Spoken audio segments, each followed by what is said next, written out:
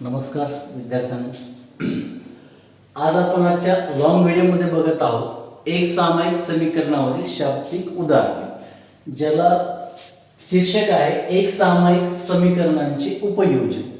इंग्लिशमध्ये म्हणतात त्याला ॲप्लिकेशन ऑफ सायमल्टेनियस इक्वेशन्स. शुद्ध मराठीमध्ये किंवा साध्या भाषेत शाब्दिक उदाहरणे म्हणजे वर्ड्स प्रॉब्लेम. मग आता या शाब्दिक उदाहरण सोडवताना त्याच्यावरची पार्श्वभूमी किंवा त्याच्यावरचं पूर्व नियोजन आपण मागच्या शॉर्ट व्हिडिओमध्ये बघितलं होतं. आयताची परिमिती, आयताचे क्षेत्रफळ आणि आयताचे कर्ण, याच्यामध्ये काही कंडिशन्स दिले असतात, अटी दिल्या असतात. त्या अटीनुसार आपल्याला समीकरण तयार करावं लागतं आणि मग निरसन पद्धतीनं किंवा क्रेमर्सच्या पद्धतीनं आपण ते एक्झाम्पल सॉल्व करायचं आहे. ठीक आहे.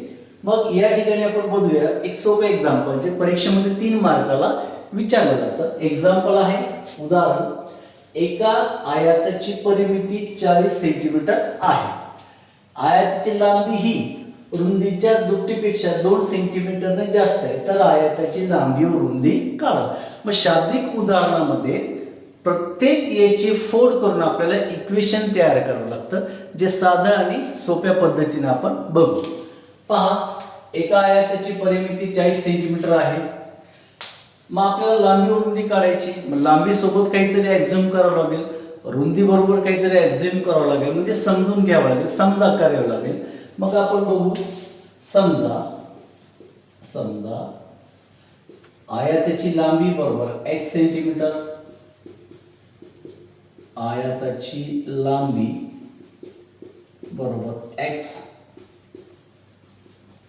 आयताची रुंदी बरोबर y, आयताची रुंदी बरोबर y. मग आपल्याला माहिती आहे दिलेल्या पहिल्या अटीनुसार, मग इथं लिहायचं उदाहरणातील पहिल्या अटीनुसार. आता उदाहरणातील पहिली अट काय की आयताची परिमिती 40 सेंटीमीटर पाहिजे.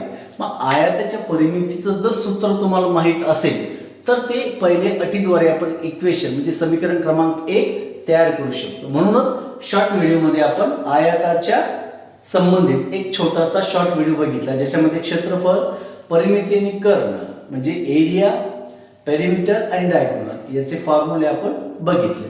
मग आयताच्या परिमिती बरोबर सूत्र काय मग लिहायचे, आयताची परिमिती बरोबर 2 कंसात लांबी अधिक रुंदी. मग कंसात 2 कंसात लांबी म्हणजे L प्लस B बरोबर किती दिलेली आपल्याला 40 सेंटीमीटर. परंतु आपण लांबी काय पकडलेली x, रुंदी काय पकडली y. इक्वेशन काय येतो 2 कंसात x अधिक y बरोबर 40. मग x अधिक y बरोबर हे 2 गुणिले इकडे येताना भागिले 2 कमी 2 2 4 0 शी 0 बरोबर किती आलं 20. पहिले इक्वेशन आलं x अधिक y बरोबर 20. हे झालं इक्वेशन 1 म्हणजे समीकरण क्रमांक 1. जसं समीकरण क्रमांक 1 केलंय आपण तसंच समीकरण क्रमांक 2 आपल्याला तयार करायचं. मग उदाहरणातील दुसऱ्या अटीनुसार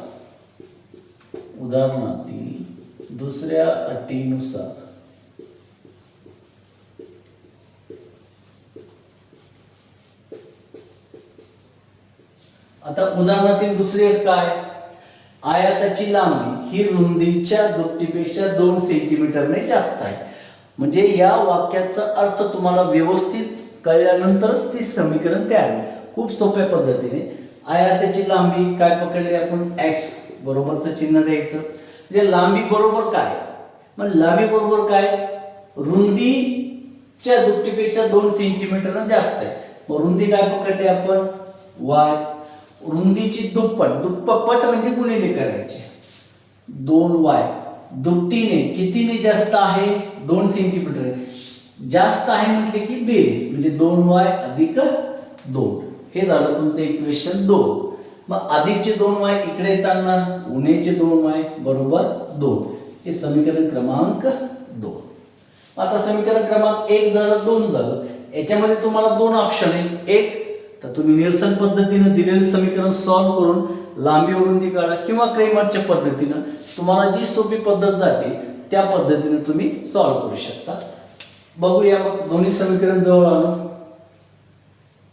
x अधिक y बरोबर 20, x उणे 2y बरोबर 2, समीकरण 1 समीकरण 2. मग आता इथं बघू शकता तुम्ही, जर बेरीज केलं तर कोणत्याही चलाचं निरसन होत नाही, परंतु समीकरण 1 मधून समीकरण 2 जर वजा केले आपण तर समीकरण 2 ची चिन्ह बदलतील, म्हणजेच तुमचं x या चलाचं निरसन होईल. मग बघूया 1 - 2, ज्या ठिकाणी अधिक आहे तिथं उणे, जिथं उणे आहे तिथं अधिक, जिथं अधिक आहे तिथं उणे. अधिक x उणे x काढला, 1y आणि 2y बरोबर 3y. लक्षात ठेवा याचा सहगुणक म्हणजे कोऑर्डिनेटर काही नसतो, म्हणजे 1 असतो.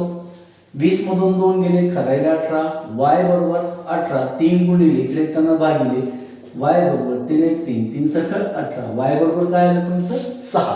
व्हॉट इज x आणि व्हॉट इज y? x काय y काय आपण अझ्युम केलेलं आहे. मग इथे लिहायचं आयताची लांबी बरोबर x बरोबर, x बरोबर किती आलेले बघू शकता आपण. x आपल्याला काढायचा आहे, आपण आताशी y ची किंमत काढलेली आहे. या ठिकाणी x काढता म्हटलं की आपल्याला y बरोबर 6 ही किंमत समीकरण 1 मध्ये ठेवावी लागेल. मग तिथे लिहायचंय y बरोबर 6 ही किंमत समीकरण 1 मध्ये ठेवू.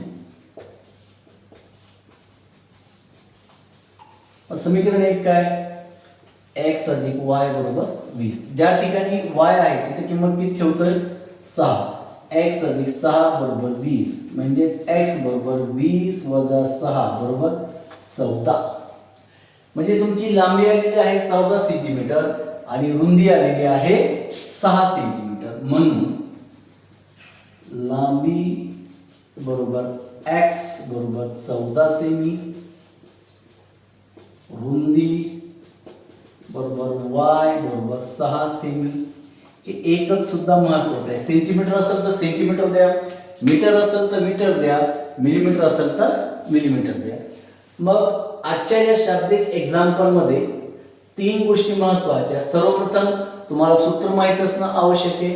दुसरी गोष्ट तुम्हाला समीकरण दिलेले दोन्ही अटीनुसार समीकरण तयार करणं जमलं पाहिजे आणि समीकरण तयार झाल्यानंतर निरसन पद्धतीने सोडून आपल्याला लांबी आणि रुंदीची किंमत काढता यायला पाहिजे.